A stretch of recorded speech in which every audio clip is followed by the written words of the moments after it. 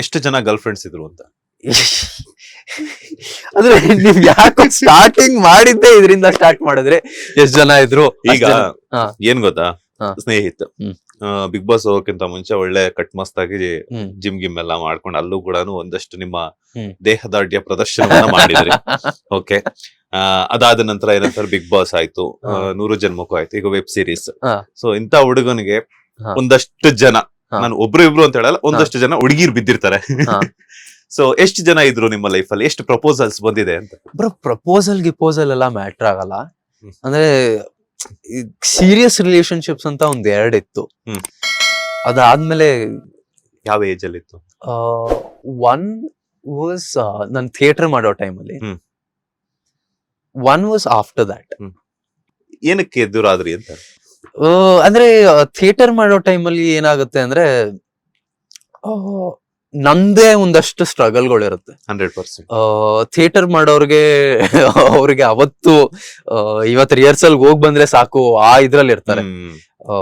ಅಂದ್ರೆ ನಮ್ಗೆಲ್ಲೂ source of income ಇರಲ್ಲ. And ಇನ್ನೊಂದಷ್ಟು ಪ್ರಾಬ್ಲಮ್ಗಳಿರುತ್ತೆ. ಕರಿಯರ್ ಎಲ್ಲೋ ಹೋಗ್ತಾ ಇದೆ ಗೊತ್ತಿರಲ್ಲ. ಅಂಡ್ ಮೇಜರ್ ಏನು ಅಂದ್ರೆ ನಮ್ಗೆ ಇನ್ನೊಂದ್ 2 ವರ್ಷ ಆದ್ಮೇಲೆ ನಾನು ಏನ್ ಮಾಡ್ತೀನಿ ಅಂತಾನೆ ಗೊತ್ತಿರಲ್ಲ. ಆ ಇದ್ರಲ್ಲಿ ಏನೋ ನಾವ್ ಮಾಡ್ತಾ ಇರ್ತೀವಿ, ಟ್ರೈ ಮಾಡ್ತಾ ಇರ್ತೀವಿ, ಆಡಿಷನ್ ಮಾಡ್ತಾ ಇರ್ತೀವಿ. ಸೊ ಆ ಇದ್ರಲ್ಲಿ ಐ ಡೋಂಟ್ ಥಿಂಕ್ ರಿಲೇಶನ್ಶಿಪ್ಗೆ ನಾವು ಟೈಮ್ಗಿಂತ ಆ ಇಂಪಾರ್ಟೆನ್ಸ್ ಕೊಡಕ್ ಆಗುತ್ತೆ. ಅಂಡ್ ಆ ಎಲ್ಲೋ ಮಿಸ್ಅಂಡರ್ಸ್ಟ್ಯಾಂಡಿಂಗ್ಸ್ ಅಲ್ಲಿ ಅದೊಂದು ಬ್ರೇಕಪ್ ಆಯ್ತು.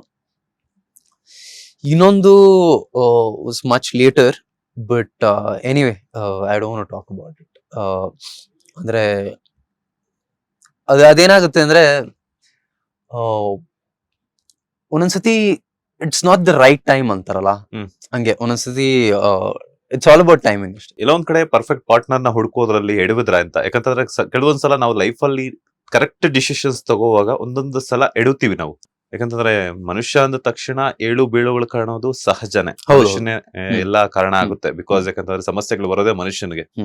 ಸೊ ಹಾಗಾಗಿ ಅಂದ್ರೆ I see you can never say ನಾವ್ ಯಾರನ್ನೋ ಪರ್ಫೆಕ್ಟ್ ಪಾರ್ಟ್ನರ್ ಹುಡ್ಕೋದ್ಕಿಂತ ಫಸ್ಟ್ ನಾವ್ ಪರ್ಫೆಕ್ಟ್ ಆಗ್ಬೇಕು. ನಾನ್ ಸರಿ ಇದೀನಾ ಅಂದ್ರೆ ನಿಮ್ಗೆ ಏನ್ ಅನ್ಸುತ್ತೆ, ಸೇ ಆಫ್ಟರ್ ಅ ಬ್ರೇಕಪ್ ಅಲ್ಲ, ನಿಮ್ಗೆ ಅನ್ಸುತ್ತೆ ಅವ್ರು ತಪ್ಪು ಮಾಡಿದ್ರು, ಅವ್ರು ಹಂಗ್ ಮಾಡಿದ್ರು, ಅವ್ರು ನಂಗ್ ಇದ್ ಮಾಡಿದ್ರು, ನಿಮ್ಗ ಸ್ಟಾರ್ಟಿಂಗ್ ಅಲ್ಲಿ ಬ್ಲೇಮ್ ಅವ್ರ ಮೇಲೆ ಹಾಕ್ತೀರಾ.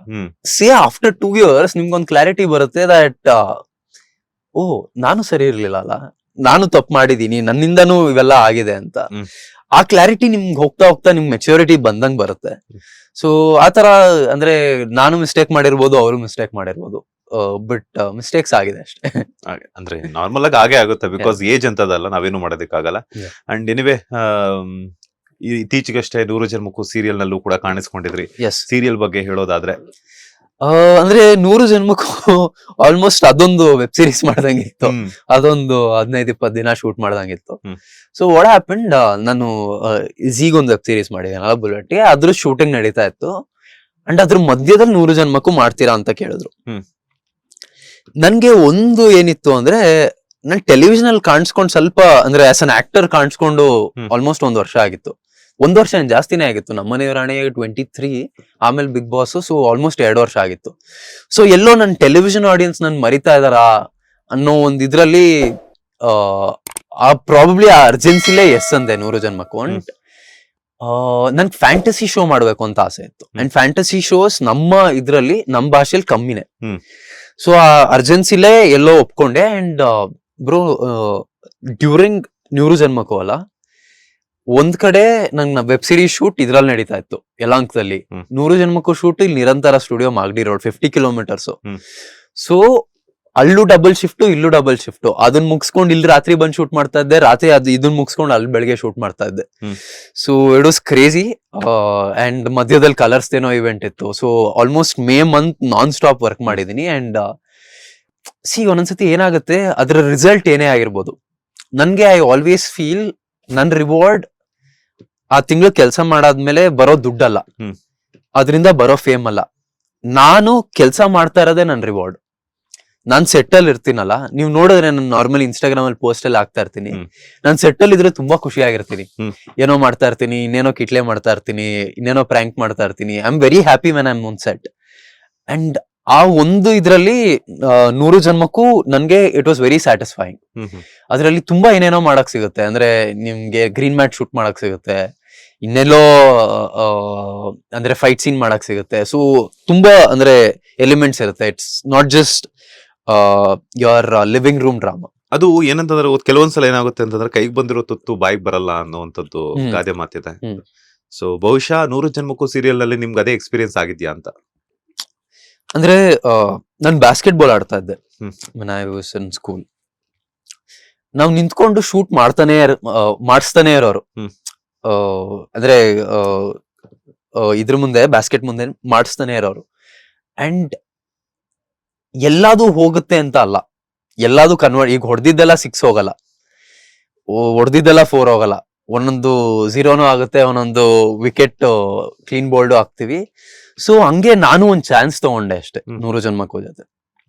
ಇದೊಂದ್ ಬೆಟ್ ತಗೋಣ ಅಂಡ್ ಗೆದ್ದಿದ್ರೆ ಅಕಸ್ಮಾತ್, ಅಂದ್ರೆ ಈಗ ವೀಕೆಂಡ್ ಬಂದಿರೋ ಸ್ಲಾಟು TRP ಕಮ್ಮಿ ಇದೆ ಎಲ್ಲ ಸರಿ, ಅಕಸ್ಮಾತ್ TRP ಜಾಸ್ತಿ ಆಗಿ ವರ್ಕ್ ಆಗಿ, ಸೊ ನಾನು ಅದನ್ನು ಕನ್ಸಿಡರ್ ಮಾಡಿದೆ.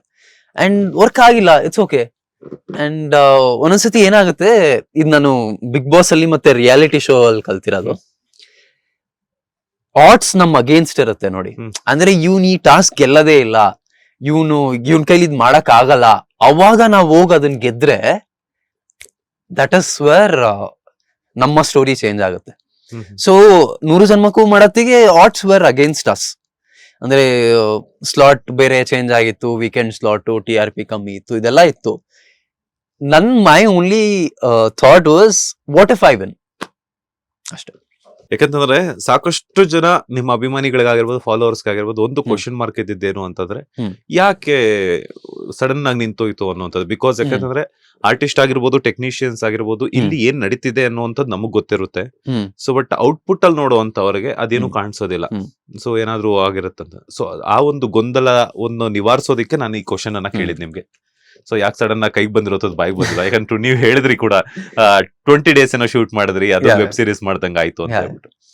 ಸೊ ಅಂದ್ರೆ ಆಕ್ಚುಲಿ ನಮ್ಗೂ ಶಾಕೆ, ಬಿಕಾಸ್ ನನ್ನ ಹೊಸದಾಗಿ ಕಾಸ್ಟ್ ಮಾಡಿದ್ರು ಅಂಡ್ ಬಿಗ್ ಬಾಸ್ ಆದ್ಮೇಲೆ ನನ್ನ ಕಲರ್ಸ್ ಅವ್ರು ಮತ್ತೆ ಕಾಸ್ಟ್ ಮಾಡಿದ್ರು. ಸೊ ನನ್ಗೂ ಅಷ್ಟು ಬೇಗ ನಿಲ್ಲುತ್ತೆ ಅಂತ ಗೊತ್ತಿಲ್ಲ. ನಾನು ಐ ಥಾಟ್ ಅಟ್ ಲೀಸ್ಟ್ ಒಂದ್ 6 months ಆದ್ರೂ ಬರುತ್ತೆ ಮಿನಿಮಮ್ ಅಂತ ಅನ್ಕೊಂಡಿದ್ದೆ. ಬಟ್ 2 monthsಗೆ ನಿಂತೋಯ್ತು. But it's okay. ನೀವೇ ಹೇಳ್ದಂಗೆ ಲೈಫ್ ಅಂದ್ಮೇಲೆ ಏಳು ಬೀಳು ಎಲ್ಲ ಇರುತ್ತೆ, ಗೆಲುವು ಸೋಲೆಲ್ಲ ಇರುತ್ತೆ. ಅಂದ್ರೆ ಅದೊಂದ್ ಪಾಠ ಅಷ್ಟೇ. ಈಗ ನಾನು ಮತ್ತೆ ಅದೇ ತರ ರೋಲ್ ಬಂದ್ರೆ ಮಾಡಲ್ಲ. ಅಂದ್ರೆ ಯಾರೋ ವಾಟ್ ಎವರ್ ರಿಪ್ಲೇಸ್ಮೆಂಟ್ ಅದು ಇದು. I learned my lesson. ಇನ್ನೊಂದೇನು ಅಂದ್ರೆ ಮೇಜರ್ ನನ್ಗೆ ನಮ್ಮನೆ ಯುವರಾಣಿ ಮಾಡಕ್ಕಿಗೆ even that was 5:30 slot. And already 3-4 ವರ್ಷದಿಂದ ಒಬ್ರು ಮಾಡ್ಕೊಂಡ್ ಬಂದಿದ್ರು. ಅಂಡ್ ಅನಿಮೀರಾ ವರ್ ತುಂಬಾ ಪಾಪ್ಯುಲರ್ ಅವ್ರು, ಭಯಂಕರ ಫ್ಯಾನ್ಸ್ ಇದ್ರು. ಅಂಕಿತಾ ಅಮರ್ಗೆ ಇರ್ಬೋದು, ದೀಪಕ್ ಇರ್ಬೋದು, ಆ ಕ್ಯಾರೆಕ್ಟರ್ಗೆ ನಮ್ಮನೆ ಯುವರಾಣಿಗೆ.